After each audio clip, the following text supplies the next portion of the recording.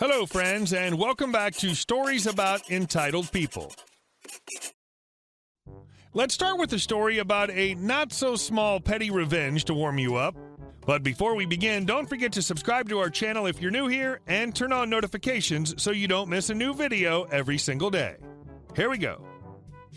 Cheating ex, his side chick, and other shenanigans. I caught my boyfriend of over a year with another woman, who was a friend of mine. I'd introduced her to him, and I ended it, but had to see both of them regularly since we all worked together. 3 months later, he quit out of the blue. No 2-week notice, nothing, because he got another woman pregnant in another state, and she was about to give birth. He'd worked for the employer for 10+ years.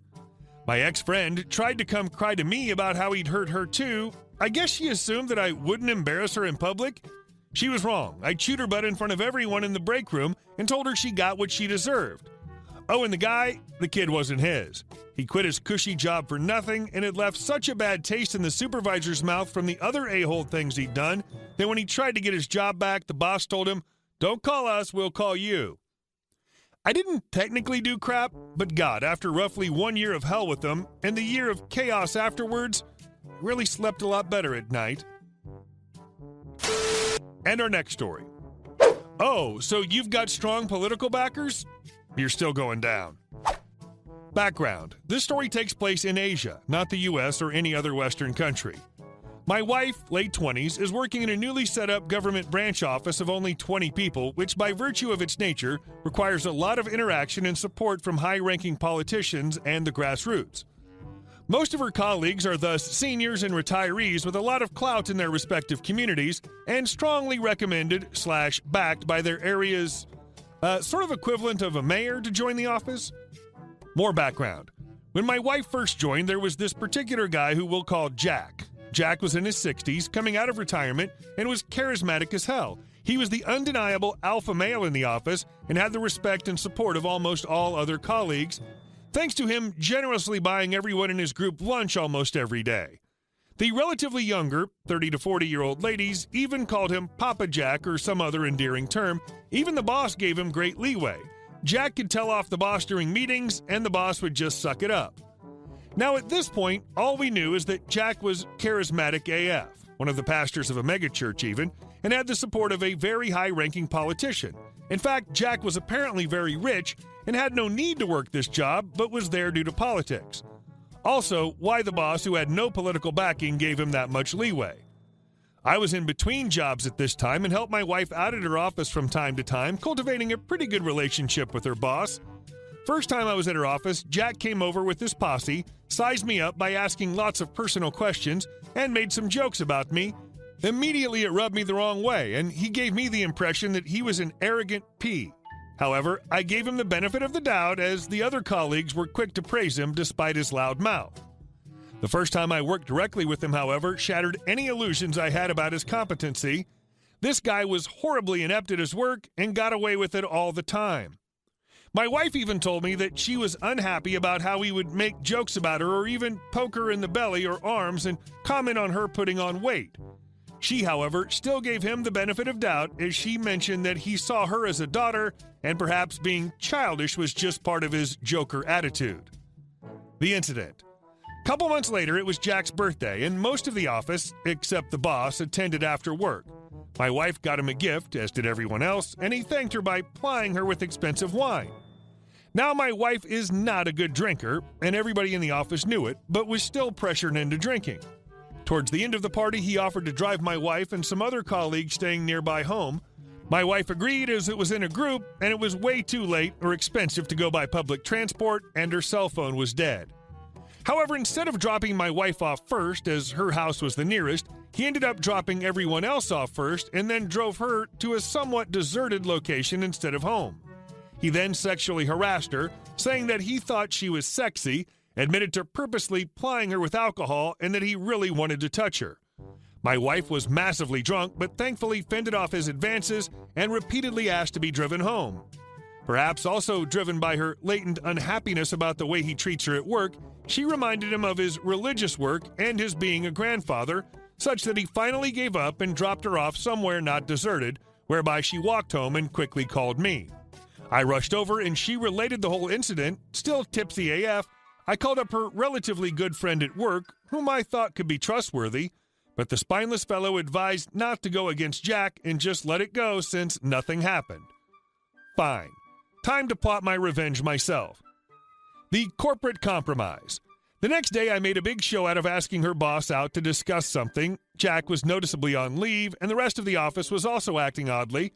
I was surprised that her boss believed me right off the bat, since he said he had spotted Jack leering at young women all the time, and that Jack had a reputation for being a philanderer. Jack was apparently not independently rich, too. He was supported generously by his rich wife, who turned a blind eye to his side activities. Why? Because she was much younger than him, and he had supported her through college with his pay back then. Now that she's successful, she feels that she owes it to him.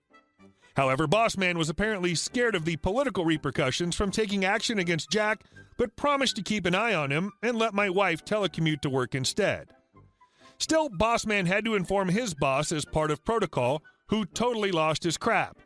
As an ex-military guy and new to this job, this guy was hungry for blood and hadn't yelled at anyone in years, so Jack was basically called in and interrogated until he admitted to getting her drunk, but maintained that he only wanted to talk to her about the problems they were having at work with no sexual intention. With no evidence and having a crap ton of political pressure harping on this point, ex-military boss could do nothing about this guy either, so he said we either had to make a police report so that he could act or accept a half-butted private apology from Jack, restricted to only what he admitted to. No way in hell was I going to accept that. Ex-military boss came up with some other alternatives, such as transferring my wife out, but she did nothing wrong. But nothing was acceptable to me except totally neutering this guy, fire his butt, or destroy his life, such that he would have no way of preying on my wife or the other young women he worked with. Later, I would come to know that Jack had told everyone that my wife was trying to seduce him for his money, but he rejected her. He ruined her reputation to save himself, and the bosses couldn't do crap about it. Nobody sullies my wife's reputation and gets away with it. The Revenge Part 1. Social Isolation. I knew where my revenge would hit him the hardest, his pride. I countered, demanding that Jack make a public apology in the office for what had happened that night. As promised, he would not be obliged to apologize for anything he did not admit to, including sexual harassment. In fact, I told him that he could just apologize without any reason given. I didn't need one. Jack tried to weasel his way out of this, but even his backer couldn't deny such a simple, reasonable request, and apologize he did. Thanks to his own pre-poisoning of the well of public opinion, most of the office saw through his lies. Why would he be forced to apologize if he did nothing wrong? What was he even apologizing for? Why can't it be said outright? Immediately after, the office was split. Half sided with my wife, while half stuck with their beloved Papa Jack, who could do no wrong. The mutters and gossip against him grew steadily, though, as his background and past philandering reputation started leaking out. I might have been part of those leaks, who knows? In the end, the cognitive dissonance or their willingness to be associated with a pervert for free lunches lost out to public opinion. Soon, Jack found himself increasingly isolated and eating lunch with only his work partner. The alpha male was neutered. Nobody took his bragging seriously. He had no pack of fans anymore. Nobody was picking up the slack of his incompetent work except his partner, who was backed by the same politician. The Revenge Part 2. Spectacular career end. I spoke to Jack during one of his lonely lunches, telling him that he only had one choice: to resign quietly. I knew this would hurt Jack's pride the most, so Jack did not go quietly. He set about messing up the office, shredding important documents, damaging equipment, etc. I went straight to his partner and told him that there were documents missing, and having covered for him, he would be liable for any sabotage in the upcoming audit. His partner tried to pin it on me, but I'd already extracted and backed up the security tapes, showing Jack shredding the documents literally behind his partner's back. His partner, now burdened with Jack's mess and about to get audited, thanks to me whispering in Boss Man's ear, had to rat Jack out to the politician to save himself. The politician quickly distanced himself publicly from Jack and more than likely told him to hand in his resignation before the audit. Jack was now completely cut off. No job, no political backer, no friends at work. The only thing he had now was his wife, kids, and grassroots community reputation. Was I done? Not by a long shot. The Revenge, Part 3. Stealing his wallet. I knew his wife would not care about Jack's philandering ways, and his kids probably already knew anyway. However, the wife would be concerned if he was spending her money all willy-nilly. I volunteered to send the usual office goodbye card to Jack, but mistakenly addressed it to his wife. Oops, careless me. Most colleagues added generic messages such as all the best to it, but I added an anonymous message telling him how we missed all the lavish meals and parties we had with him before his retirement and all the good times, while also stating how all the ladies missed their papa. Never heard any news about him for months, so I assumed the wife had ignored the message. Until yesterday. The Revenge, Part 4. Goodbye, reputation. Opened the papers to see that dear Papa Jack was in prison for a year due to some minor offense. Dug deeper and found out that Jack did indeed have his allowance cut by his wife. Unable to sustain his lavish lifestyle, he turned to crime. I found out from the grapevine that he'd actually done some pretty major stuff, but somehow managed to get it down to a minor offense barely footnoted in the papers. Perhaps by the politician not wanting to be associated negatively with a former right-hand person. Was I done? Yeah, I suppose this would do for now. Hey guys, thank you all for watching the video. I'll see you in the next one.